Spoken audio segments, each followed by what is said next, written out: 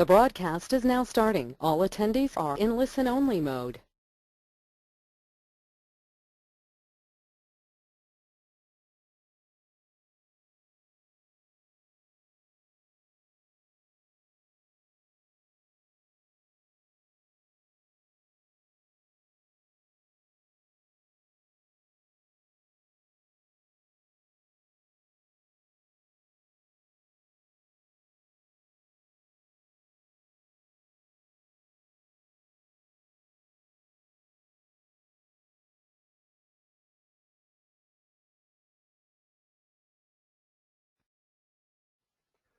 Hello everyone, and welcome to today's SANS webcast. If it fits, it's Sniffs, Adventures in WarShipping.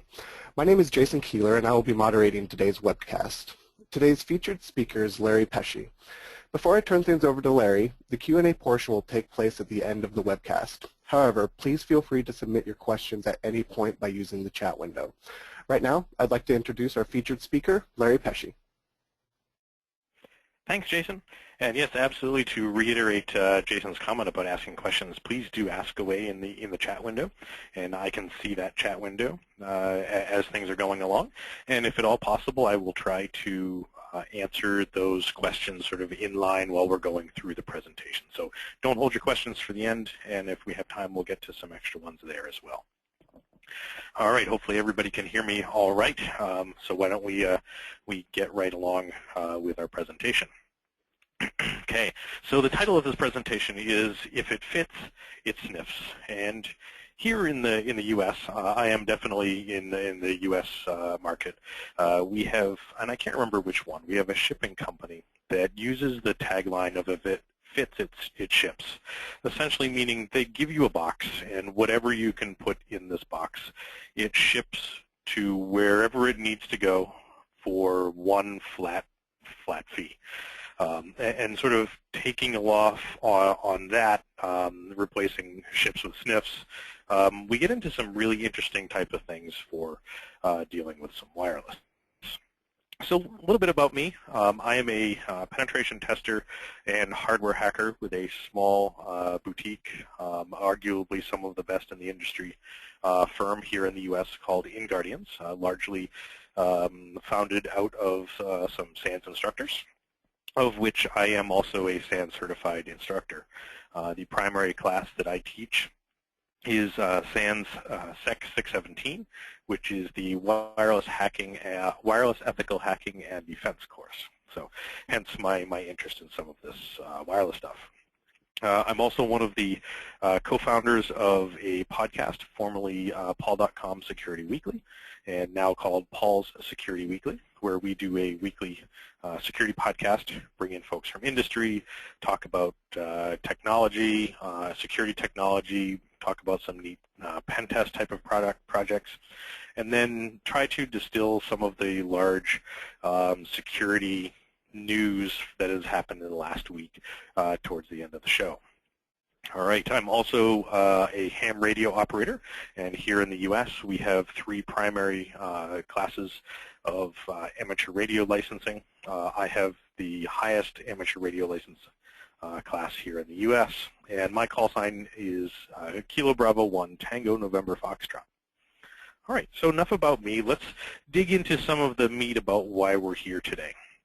I was discussing with some friends and some of my coworkers about doing some wireless penetration testing, and how potentially we could leverage the ability for us to get a wireless rogue access point or something of the like inside of someone's organization without having to go and do some social engineering, try to break into buildings, any of those types of things. And from us as penetration testers, you know, we have permission to do that with some of our clients. But thought about it after we started coming up with a solution that this may be something that a determined attacker may also do, again, without permission. So hence there's some potential risk. Okay. Some of the challenges that we came up with, well, let's see if we can find a way to get a package into an environment How do we know that it's going to the right place? Maybe we actually don't want it to end up at our end destination. We just want it to traverse by the end destination and gather some information or perform some attacks while it's going by. How long does it take to get there? How long does it stop potentially near the facility? And how do we actually know where it is and when it is available for us to attack and attacking the appropriate networks? So there's all sorts of challenges for us to think about. Well, how do we get a device potentially automated into a client's environment with an attack at the appropriate times and the appropriate places for those that we have permission to do so? So we tried to think about this whole thing a little differently. And yes, I had someone say to me that yes, this presentation is very Americanized. I tend to like to use humor when I present, because if we can all get a good laugh about some of the stuff, it tends to stick a little bit better. Okay, so we talked a lot internally when we were thinking about some of the stuff, and said, yeah, we all know about the various attacks. We can do wireless discovery and potentially do some attacking from all sorts of places. It's kind of been sort of played out. I mean, there's war walking, war biking, war driving, war hot air ballooning, war weather ballooning, war airplaning, pretty much any method of conveyance that you can imagine, any method of transportation has had someone put some wireless detection gear on it and gone and done some of that detection. But we thought one that was sort of a combination of some of those, that what happens if we take that wireless detection gear and potentially attack platform and don't have to be with it while it's doing all of that stuff, such as some sort of land-based shipping carrier, whether it be here the U.S. Postal Service, FedEx, DHL, any of those types of things. And we thought about that and remembered way back to DEF CON 16, so we're talking 7 years or so, that two gentlemen, Dave Maynor and Robert Graham, did something very similar. They did some wireless sniffing and detection using one of the initial versions of the iPhone that had been jailbroken and had the ability to install some software on and doing some recording. They shipped that phone from one of their locations to themselves at a package pickup location in Las Vegas so they could retrieve the information once they got to DEF CON as portion of their presentation. However, they ended up losing all of the data because they went to pick it up and the phone slipped out of one of their pockets and ended up in the back of the taxi cab, which promptly left the hotel, and they actually lost the phone in the cab and were never able to retrieve it. So they didn't end up with all of their really good data, but they got a chance to talk about some of the things that they figured out anyways. So this was a slight derivation on some of the things that they had done and sort of talking about some of that. They were strictly doing discovery. Ultimately, our end goal was to be able to deliver some attacks and thinking about some of those challenges. All right, so we thought about some of those challenges, and we thought about needing some extra time once it reaches our destination, because some of the wireless attacks that we may want to consider require some significant amount of time to conduct, and we want to make sure that we can gather enough information to make sure that we're in the right place. So we thought about some ways in which we can take our wireless detection and attack platform and get that shipped and have it remain in the facility for an extended period of time before it got detected. So we thought about how can we send it to a person and have it stick around potentially in the mailroom for a while. Maybe we ship it to a person in the organization that person really doesn't exist. The organization accepts the package and it sits in the mailroom for a couple of days until they figure out that the person whom it was addressed to doesn't work there and never has and probably never will. It's a fake name. Maybe we have it shipped to an individual who we've been able to determine that is on vacation, whether it be our contact that says they're going to be on vacation, or we've seen an out-of-office reply via email. Ship it to that person, and maybe the administrative assistant will accept the package, leave it behind their desk for a week or more, depending on how long the vacation is, or put it in their cubicle or office where it sits and remains potentially in the environment. So how long does it sit in any one of these places? And by targeting people that may not open the package right away, we can have some potential lasting effect. Some other ones, we start examining social media for folks that are saying that they have just left their job and they are making a transition to a new company. Maybe they've been fired. Send a package post-haste very quickly to those people so that when it is received at the victim or received at the client, it's for a person that is no longer there, and then they have to figure out what to do with it, and that may take a couple of days. So being able to get some lasting effect. Okay. So some of those other ones about how do we get this potentially to go by our environment, that may be kind of interesting, given that, let's say, we have a place in the middle of the United States and we ship a package from the East Coast to the West Coast, and maybe we're able to determine routes in which the package traverses so that it goes, drives on a truck right by one of these facilities, or it is near one of the waypoints for where the package goes. So how do we get it there?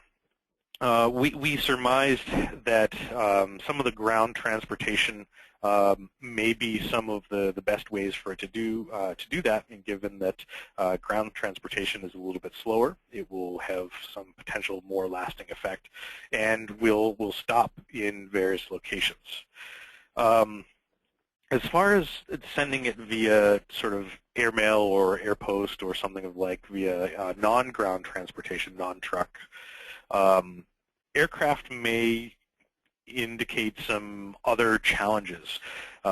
When that aircraft goes by the facility, we don't know what altitude it's going to be at. It may not be able to observe any of the signals that it needs to.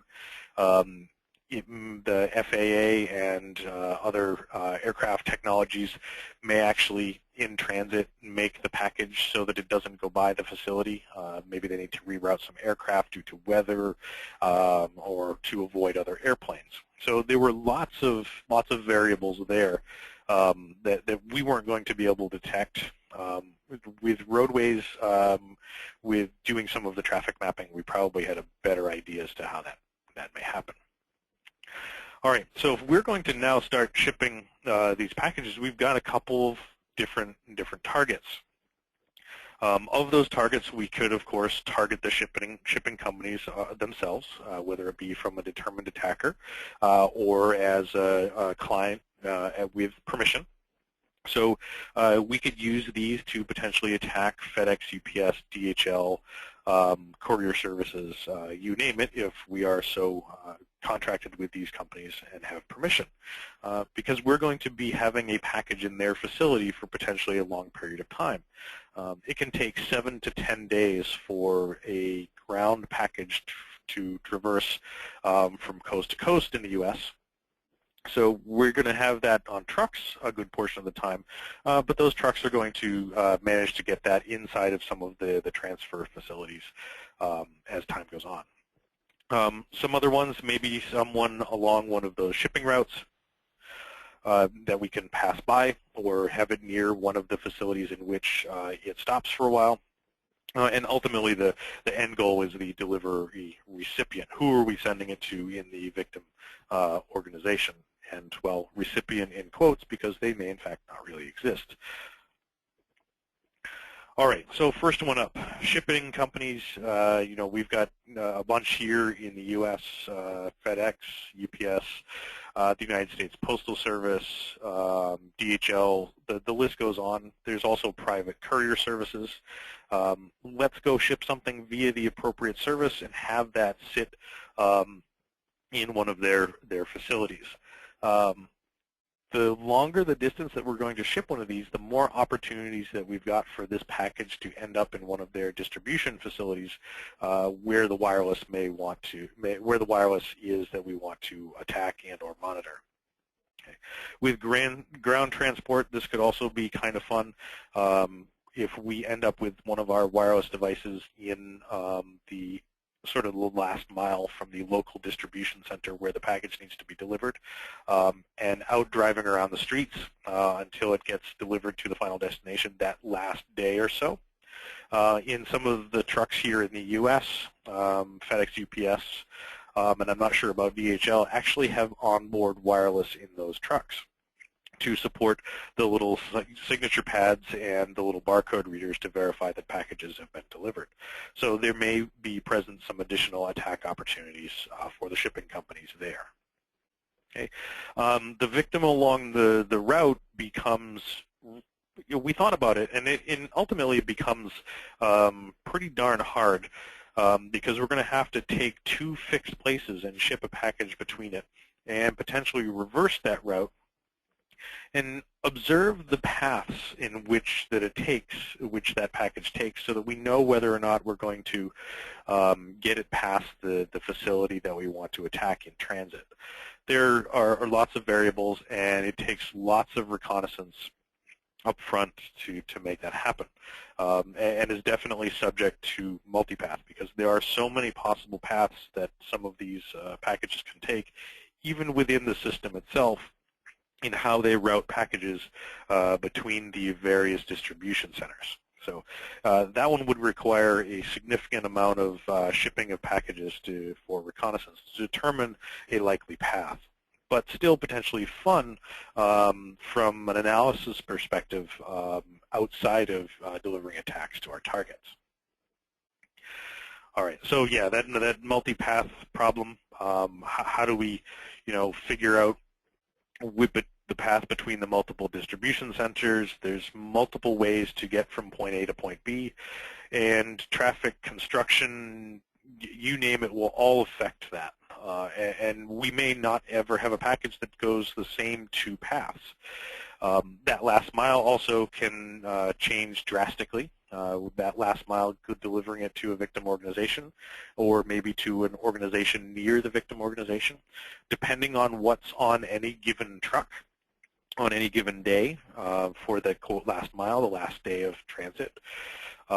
We may end up by the facility, and we may not. Again, lots of need for us to do lots of reconnaissance.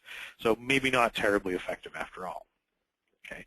The delivery recipient, well, that one was sort of a no-brainer. It makes a lot of sense if we're shipping it to someone and we can get it to sit in their facility for a period of time while we deliver the attacks and or the monitoring, then that's probably the easiest and ultimately the way that we want it to go. But those two others, the shipping companies themselves and something along the path, were sort of things that came out of this whole methodology for being able to use a shipping methodology to deliver a wireless attack platform. So they were sort of an add-on or a bonus. The problem that we saw, that if we weren't careful about who we sent the package to, how many people have you receive a package in the mail and leave it sitting around in your office or at home for very long unopened? I don't. I know usually when the UPS man or the FedEx man drops something off at the house, I want to open it up because I want to see what's inside. Ooh, it's like, what did I get now? Because I probably don't remember what I ordered.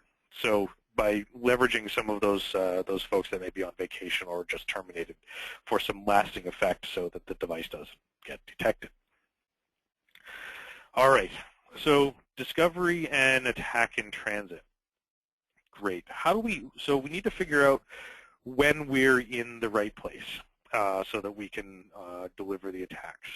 So doing the discovery of all those wireless networks that are potentially around is fairly easy. We've got all sorts of tools to be able to do that.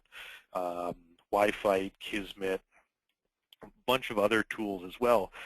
We focus largely on Kismet. Great. We have some tools to detect wireless networks. knowing the location that we're going to be in is a little bit harder, and we're going to talk about that one a little bit later. We can observe with Kismet when we've approached the wireless networks in question, whether it be the network name, the SSID, or the MAC address of the network, the BSSID. And once we've observed those wireless networks, why don't we now leverage some attacks? That was one of the ones that we were going to write a specific plugin so that when Kismet detected the networks that we wanted, we could launch various attacks with, say, another wireless card. We do not have this one working yet, and I'm going to explain sort of why we didn't do that sort of coming up here. Turns out there's some other significant challenges as well. Okay, great. So attacking the endpoint, very similar to finding one along a path. How do we know where we are, and how do we know when to attack? Okay, we need to make sure that from a permission standpoint, if we do have permission to attack these clients, that we are in the right place at the appropriate latitude and longitude, the right location, and or that we are attacking the right network, either based on the network name, the SSID, or the MAC address, the BSSID. We really wanted to look at the BSSID because those should be unique per device, or relatively unique per device. There may be a couple with the same MAC address spread out across the planet, but there should only be one at any given location.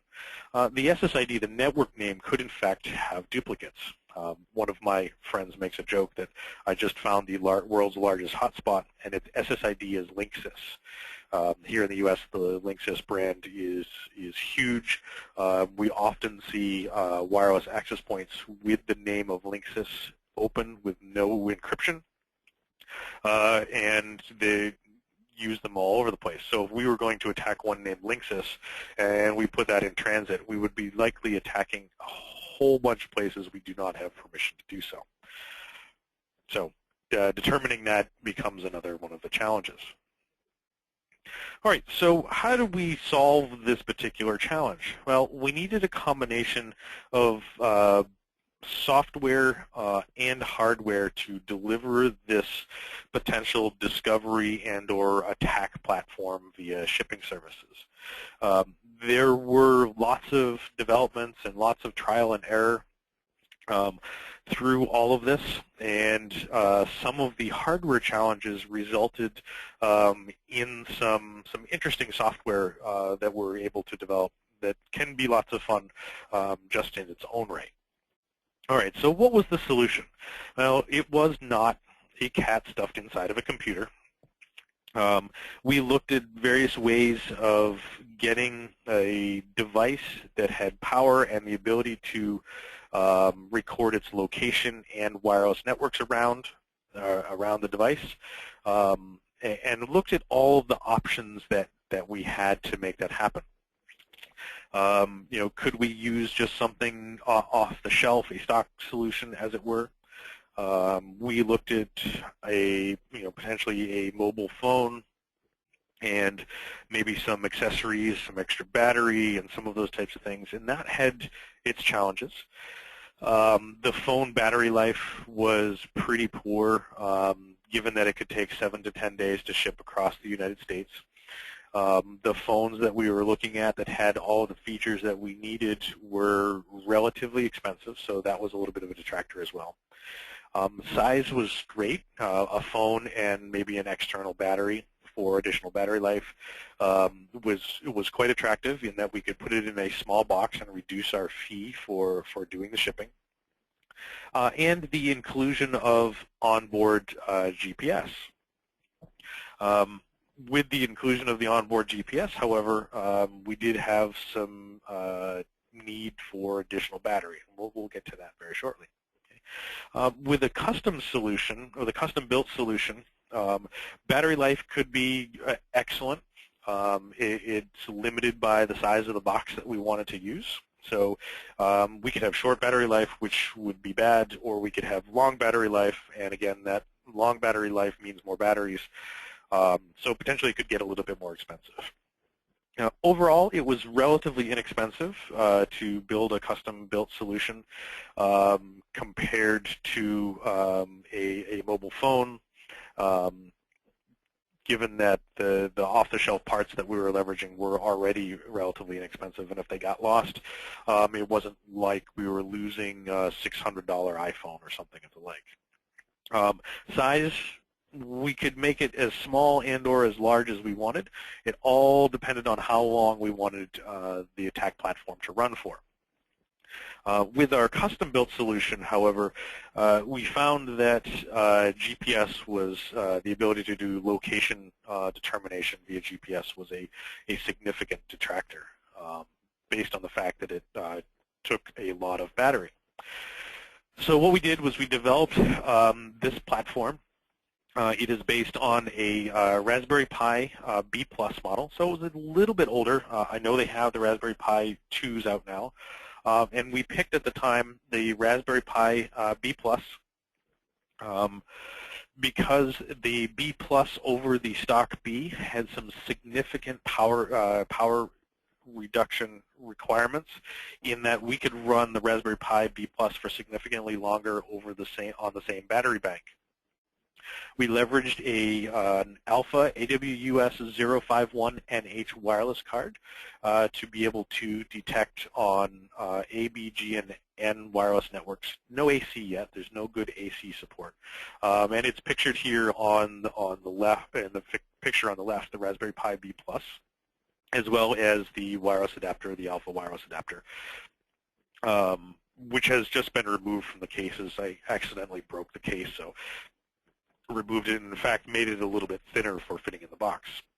And then on the photograph on the right, we leveraged, we needed to power the wireless adapter and the Raspberry Pi, so we used some standard USB type of stuff, and in the center there is a battery charger that was probably $1 or so, ordered from China, in which we just expanded the capability. It would normally use one or two of those batteries that are shown sort of stacked up there.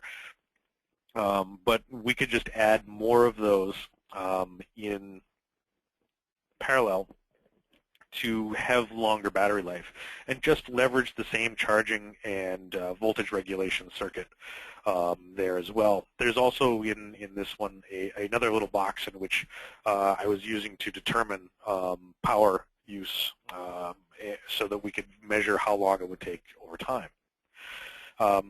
The battery pack was repurposed. It was very inexpensive. You'll note that in these designs there's no GPS, and we'll talk about that. Okay. So we had to figure out what size box that we could do. We discovered here the major shipping carriers in the U.S. that the boxes that they use are not all the same size. So we went for the average size that we wanted for the appropriate battery, and took the smallest of that and designed for the least common denominator, which happened to be United States Postal Service. That said, we can change the size of the device depending on the size box. It was, in fact, just a piece of Lexan or acrylic that we cut to size on a table saw and would fit appropriately in the same box, and then just have everything Velcroed and or double-sided tape to Lexan. Okay, so the big challenge became power. We needed lots of power to be able to power this device. Okay. The larger the package that we used, the more room that we had for more batteries. And the batteries that we picked for this one were rechargeable lithium-ion batteries that are the 18650 batteries. Those were all those batteries that we saw stacked up on the side there. And for me, in this case, they were actually free. So that was the absolute perfect cost for this project, because it was something that I was doing out of pocket just to play with and to test, and didn't have any backing from any of my job or anything like that. So free was great.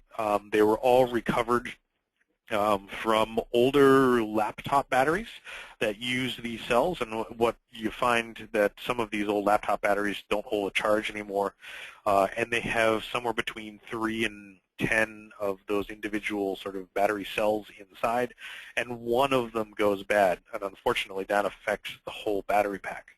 But if you open the battery pack up and take out all the cells, you can find the bad one and recycle it, and then reuse all of those other cells within some other devices that we did. And that little inexpensive battery charger from China did just that. Okay. We salvaged a bunch of batteries, got them for free because one of my friends was actually going to have to pay to have someone recycle them. They weren't going to recycle them for free, so they gave them to me for free, saved them some money, and then I got good stuff out of the deal anyways. We found that most of the batteries were about 2,200 milliamp hours, and putting a whole bunch of those together gave us some pretty good lifespan for the device to be powered. We had a couple of things that we needed before we actually wanted to ship one of these devices, because we needed some safety. With those lithium-ion batteries, if you get to a certain voltage when they get used, and if you start draining those batteries too fast at that point, those batteries can heat up and can actually fail. And if any of you have ever seen a lithium fire, those lithium fires are pretty robust. They're very energetic, and when you start putting a whole bunch of lithium in those lithium-ion batteries together, it becomes a very potentially dangerous situation should those batteries get too warm during that power dip. So we had to develop some circuitry and some software to note when, one, the temperature was getting too great, and then we could automatically shut down the device, and then unfortunately it's off and all done. The ability for us to monitor voltage, and when voltage approached that critical layer where it could potentially have that thermal runaway, we also wanted to have that shut down.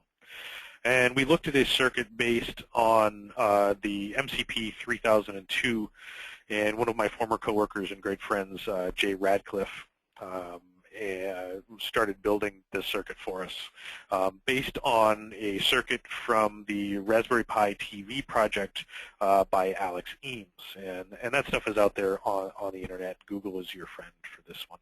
But relatively simple circuit to do voltage and temperature monitoring so that we can shut that down to prevent any dangerous situations, such as a very energetic lithium fire in a packaged transport, whether it be tractor or trailer truck or sort of last mile truck. That would be really bad and don't want to put anybody's lives in danger. Okay, so GPS was a really huge problem for us. Real-time GPS location would be awesome for us to have.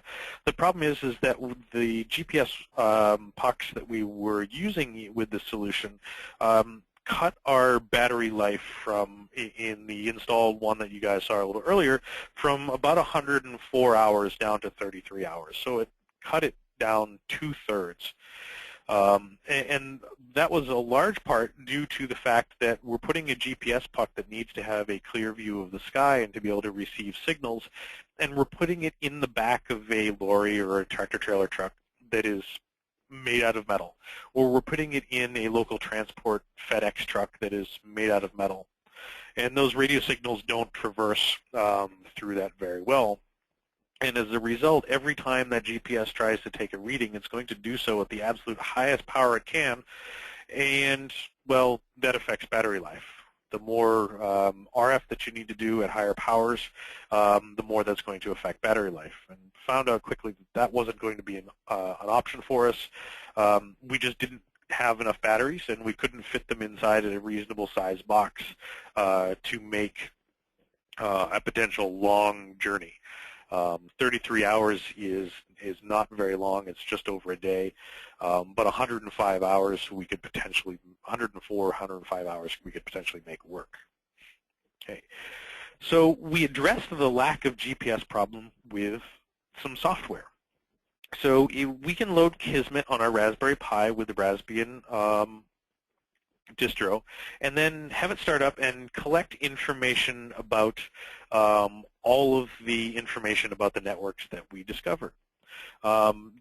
Kismet by default can give us a bunch of different output. The two that you're probably most familiar with would be XML-based output, XML text, small, and we have lots of ways in which we can process it, and records all of the information that we need.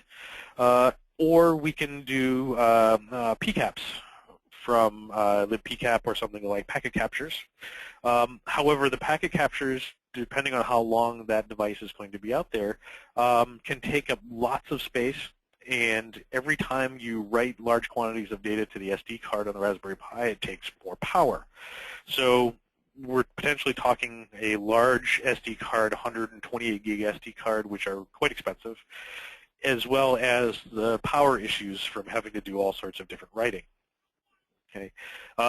We also wanted to potentially do some attacks that we didn't get working. We're going to have to write our own Kismet plugin to trigger system commands with a second network card, and then that second network card, depending on the ways in which we did it, might also draw more power. And then at this point, if we don't have a GPS, we still don't have any location, or we have poor location depending on how often we're going to spool something like that up. So ultimately, what we thought about was, how can we post-process this? Now, it's not very good for delivering our attacks off the bat, but we can certainly use post-processing. This is what came out of this whole thing, is that now maybe we can start doing access point location, i.e. WAR driving, finding access points in locations after the WAR drive has already been completed. So go do a WAR drive without GPS, and then add that information back later.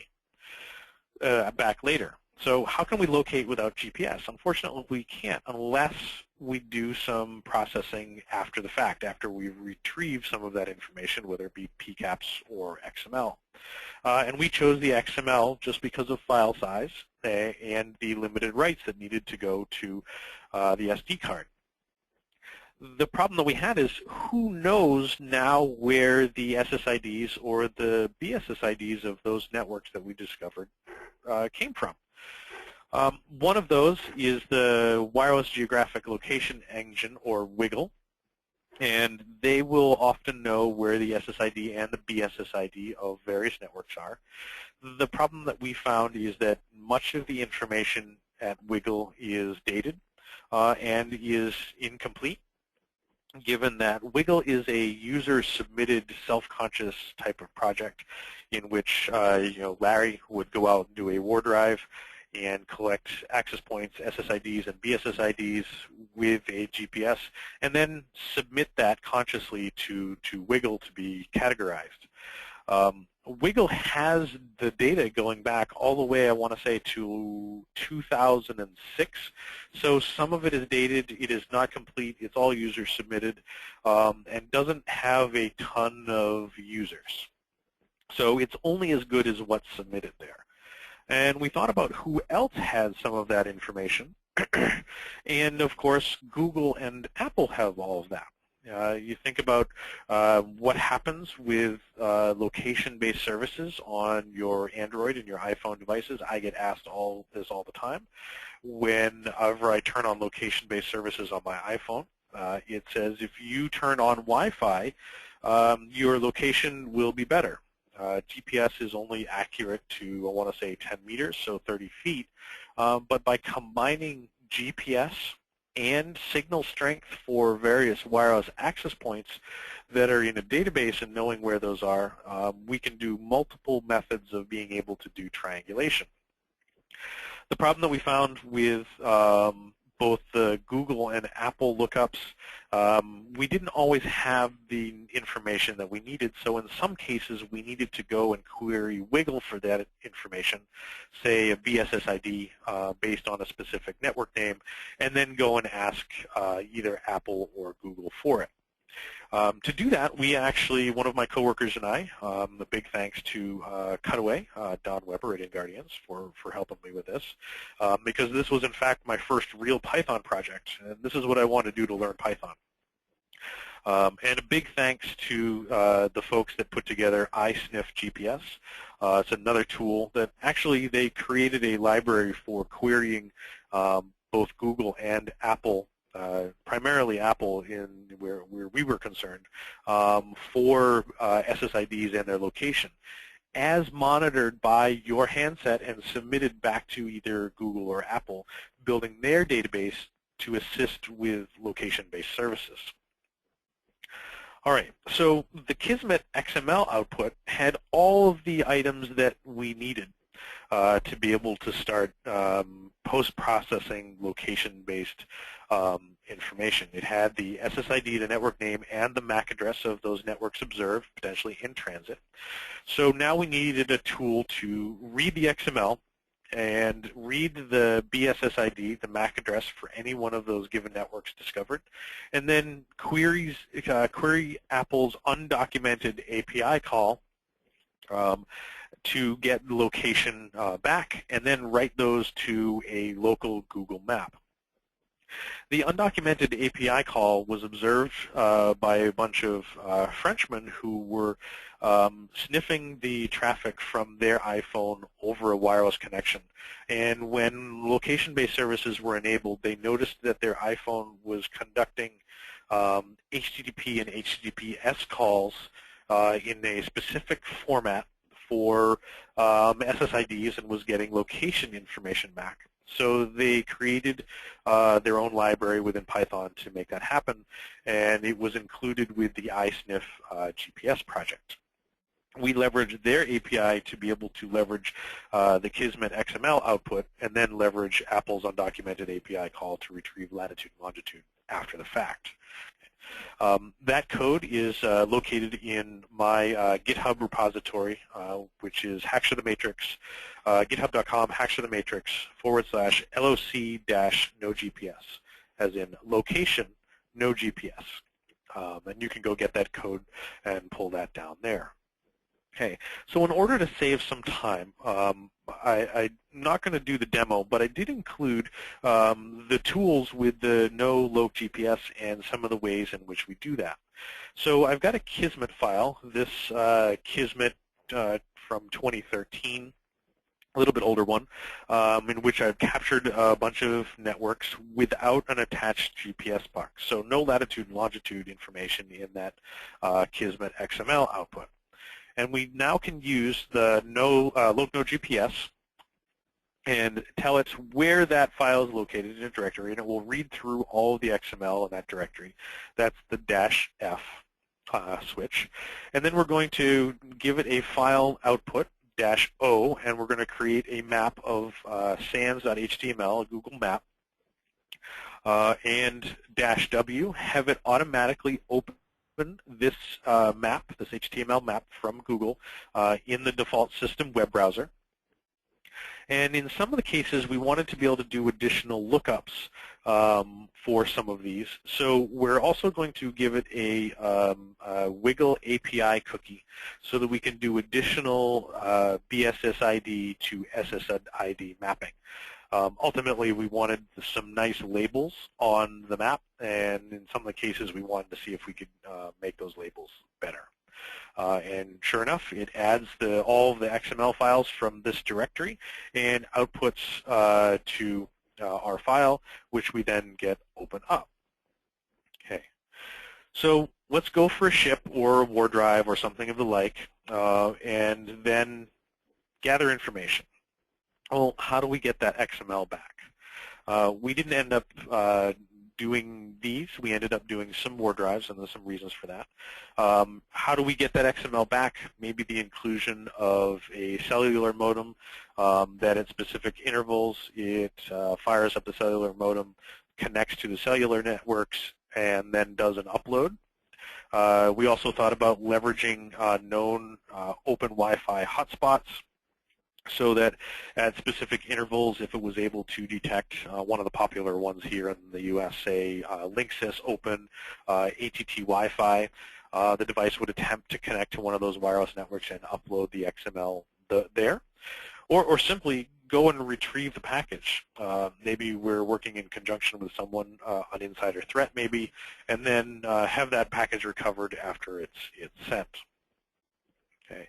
So once we've captured all of that information, retrieve the XML, run it through LOP no GPS, we can now end up with these things on a map. And this is that sans.html map output from no LOP GPS.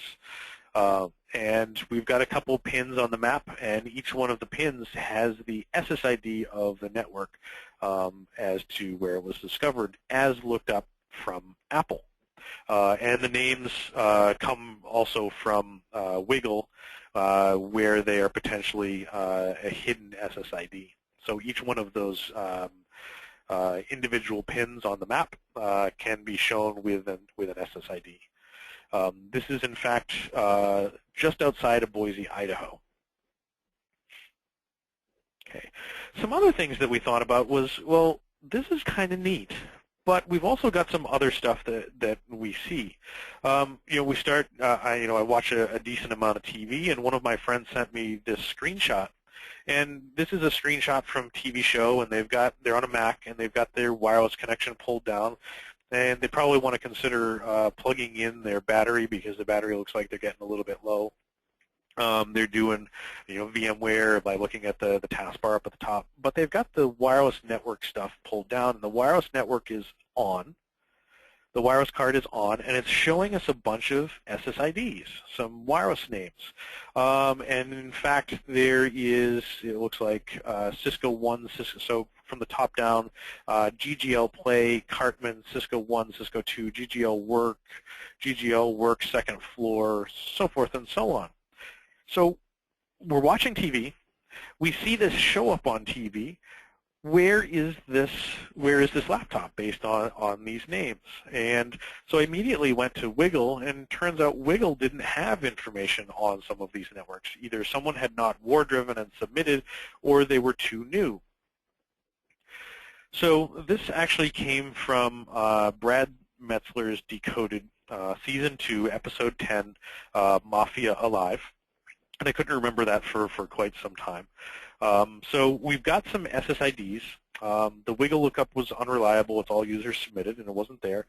But in some cases, the Wiggle may know the BSSID, i.e. the MAC address, which is what Apple knows all the wireless networks by, is BSSID.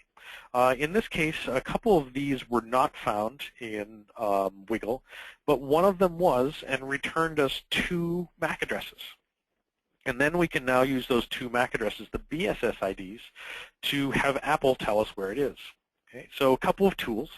SSID lookup for GGL work, and that queries Wiggle for some location. And then also BSSID lookup for a MAC address. So we took the MAC address as returned from Wiggle and Apple as well, and then did specific queries on those devices for individual BSSIDs. So a little bit of combination in 2 different sets of tools, and then we can get some location. If we look at the location for both of those access points for GGL work, by just looking at the figures, you can see that they're pretty close to where we want them to be. Or they're pretty close to each other, given that there's slight variations in latitude and longitude. So if we take the latitude and longitude for either one of those and put that into Google Maps, we end up with a location where this particular pin is, and it happens to be a company called lookups. And doing some additional Google queries about lookups, they are a television special effects warehouse, i.e. that laptop was filmed in their location, quote, doing computer-based special effects. largely probably one of those computer hacking things in the background, and they were trying to make it look cool, and then sort of gave up the location as to where that laptop was on national TV. Another one that we happened to stumble across that was kind of interesting was this particular screenshot. And it's a quote, it looks like a Linux box of some sort, and they've got an internet window down here, and they've got a Wi-Fi network scanner, and it's showing us a bunch of wireless networks with some pretty interesting names and some MAC addresses and the security types. Okay, so I thought that was kind of interesting. Well, great. Let's look at that really close. This came from a show on CBS here in the U.S. called Person of Interest. And the screenshot of that up close was some interesting SSIDs, some names, Hippie Quarterback, Sims 2.0, Scotty B-Wing, Kessel Run Winner, which is the Millennium Falcon, Kalatu Barada 1951 from, I believe that was War of the Worlds. But the MAC addresses are interesting. The BSSIDs are kind of interesting. If we look, there are invalid characters in the BSSIDs, which is what we need to do looking the lookups. For the Kalatu Barada 1951, the two ends of the two last octets of the MAC address are QQ, which are not valid hex characters. Well, let's say all of the rest of them were, and I know they're not. There's a TY and a 99 in there. But this is an open wireless network that maybe is something that we want to have some interest in. So let's now have a tool which is included with no loc GPS and brute force all of the BSSIDs. And in this case, the BSSID brute command is going to give us a BSSID, and we're going to replace a couple of the octets of the MAC address with an X, which knows that if there is an X here, we need to iterate through all of the possible values and look up at Apple for all of these values and determine the locations for whichever ones exist in the database. And to me, this becomes kind of fascinating. So this is actually the MAC address for my home wireless router, the E4 F4 C615D4, sorry, D5, and I brute forced on all of the last octets for the device, and found out that, yeah, hey, there's some fairly sequential SSIDs or BSSIDs, and where they have all been observed, which is kind of interesting, because if now we want to see some fairly esoteric type of MAC addresses, we can determine where manufacturers have maybe shipped certain groupings of MAC addresses in various locations across the country. So we can now potentially start monitoring distribution patterns for some of the manufacturers. We can do up to 3 portions of the MAC address, and that was largely from the CBS Person of Interest screenshot. We wanted to be able to do up to 3. Unfortunately, there are so many possible combinations. It can be done, but it's going to take a really long time, so that when we do 3 of those, we post a note saying that, this is going to take forever. And in fact does. It's taken me actually several days to go through one of these lookups. All right, so now additional little fun stuff there. We can now brute force sequential IDs and where they got distributed, and now we can potentially just query a good portion for a single manufacturer and see where across the planet those various concentrations ended up. We now potentially can even monitor changes in an SSID or BSSID based on location. Do that multiple times over a time period, and does that SSID move? Okay. And one of those things that we found in creating the no-loc GPS software suite is that originally when we did the initial KML lookups, the XML lookups, I asked for some folks to send me some XML output. And what it would do was take the timestamp and draw a path between the detection times. So I find A first, B second, C, D, E, F, so on and so forth in that sequential order, and it would draw a line between those as they were detected so that we could see sort of the generalized path in which the transport was moving. And what I found is some older captures, when those BSSIDs were looked up at Apple, was I'd see these paths all of a sudden be going down a road, going down a road, going down a road, and then the next one would jump all the way to Germany, and then it would jump back. And then it would go down the road, and then it would go down the road, and then it would go from Massachusetts to Texas, which is a couple thousand miles away. And what we surmised at that point was that when that capture was taken, it was a couple of years ago, and when that detection was taken, that, yeah, absolutely, it was in that general path. But over time, Apple updated that through monitoring with your iPhone and stuff, that it would go, that those MAC addresses would actually change location, i.e. someone moved and took their access point with them. And maybe they're using their access point in a different region and on channels where they're not supposed to, and violating RF transmission laws. Oh, and by the way, Apple does know that your MAC address that was in one location is now in another. Okay, so that was some interesting stuff. Okay, yeah, we also saw that folks were in that XML by traversing large distances. That folks are still using a lot of WEP. If you start doing the math on some of that by looking at those large quantities of XML created by potentially shipping, like 14% of the networks out there are still using WEP.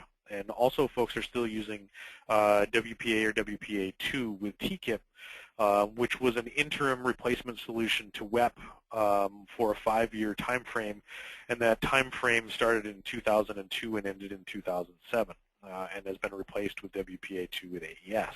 So there's lots of people still out there using poor security method. All right, so how do we defend against this whole WarShipping? Well, one, do package inspection. Open all of your packages in the mailroom so that when it gets there, you can't. You're not allowing this into your facilities. Very potentially the same as doing explosives tests.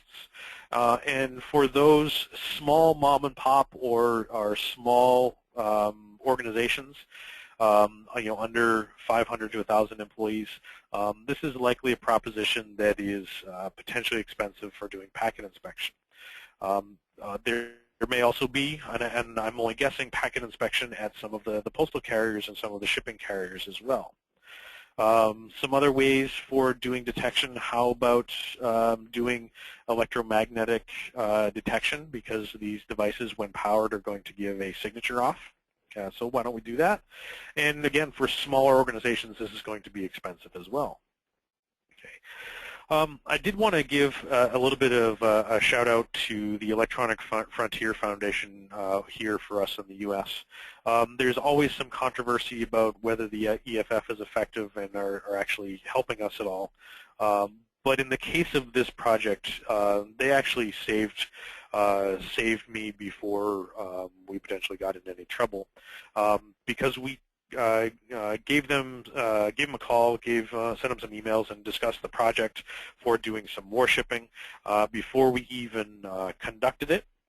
And the advice they came back to us with was that, yes, here in the U.S., WarShipping is highly illegal. Now, that said, from a determined attacker's perspective, they may not care, so it's still potentially a risk. But for someone that has, quote, permission and does care because they don't want to go to jail and likes going outdoors and doesn't look good in an orange or pink jumpsuit, this is highly illegal. Turns out here in the U.S., it wasn't about the collection of the wireless access points, their BSSIDs, and their MAC addresses, although there's a potential debate there. What the EFF told us that it is highly illegal to ship powered electronics via one of these package courier services, and that it was, in fact, against U.S. federal law. And what happens when this device that could potentially emanate RF ends up in an airplane and not on ground transport? and potentially affects the flight systems and or catches on fire in an airplane and or a truck or something of the like. So that would be bad, and we'd be held responsible. Okay. So absolutely, it's still a threat because a determined attacker could do some of these types of things and engage in illegal activity if they want to attack your networks. But now, as an ethical person, I have very limited ways in which I can audit this type of threat without potentially going to prison. So it's still a threat, and we have to find more creative ways to do audits, such as war driving or something of the like. Okay. So how to stay out of jail here in the U.S., potentially transmitting packets and interacting with wireless networks that are not ours. There's some debate as to whether that's not possible. Only sniff, listen only, and not specifically interact. Just observe traffic in the air, and get permission to maybe do internal shipping within your organization to do some audits and or some war driving. Okay. So turns out that it didn't end up for this project the way I was actually hoping it would, but we determined that we can now take Kismet output that has not been correlated with GPS and do some location-based tracking after the fact, and potentially saving battery for something that we want to do for war driving or something of the like. And ultimate auditing of some of this stuff by shipping powered electronics is, in fact, illegal here in the U.S., but is still potentially a risk by someone who's willing to break those laws. Okay, so I wanted to, we're right at 11 o'clock. I didn't see any questions from you guys as things were going on, which of course I did now see some after the fact. Yep, so looking through those. The contact information for me, feel free to reach out to me on Twitter at HacksToTheMatrix or larry@guardians.com. Would love to see some comments from you on the code. Would love to have some feedback from you all as well. I'm thinking I mostly got the questions sort of in line, I'm hoping. And for those of you who didn't, please do not hesitate to reach out, and I'd love to continue the conversation after this happens. So the final one, we're going to make some slides available for you after the fact, and this is going to be available for you guys as well. And again, don't hesitate to reach out. So if you send any tweets afterwards, please do consider including the hashtag SANS Webcast, capital SANS, capital W, and send that to all your friends, and hopefully you had a great time. So with that, I'm going to sign off. We'll leave this slide up for another minute here, so you can get some contact information and or the location for the tools. And I hope you all had fun, and please do enjoy the rest of your afternoons and or evenings.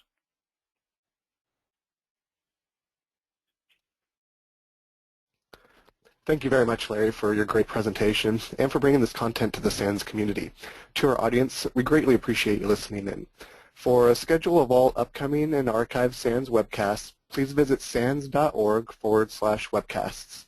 Until next time, take care, and we hope to see you back for the next SANS webcast.